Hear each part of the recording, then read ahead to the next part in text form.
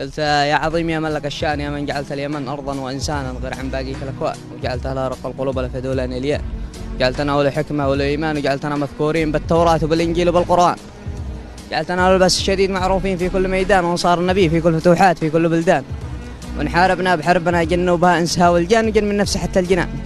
ما شافونا في أفغانستان يوم لا سلم من الله روسها ولا حتى الأمريكان، وحنا اليمن أول قوم ذي من فزعنا مع صدام، حنا أصبح من لنا الكواكب ومن لنا الفلك والفلكان، ولنا أطهر مكان في بقاع الأرض ولنا الكعب ولنا من حولها الأركان، وزاد الله بعزته وجلاله كرمنا بأرض الجنتين من سواحلها وهضابها والشطآن ومن تضاريسها ومن كل وديع، من سفرجلها وعنبروتها ورمان ومن حقيقها والماس ولؤلؤها ومرجان، جعلها الله مقبرها للغزاة عبر تاريخها عبر الأزمان، خبر برتقالها وصليبها وحبوشها وتركها وعثمان، وزاد القوم يجلوها من آخر من جنود البريطان، وتاريخنا حافل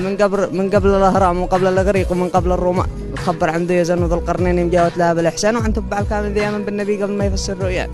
وعن قتبان وعن أوسان وعن هدى السبيع مرفرف بالجنحان، ناسبنا بها النبي سليمان، وحدنا بالعلم لنا ثلاث ألوان، من مرة الله ردفان ومن عطال الله شمسان ومن سقطر الله كمران، ومتهمة حتى بلاد بني مهران،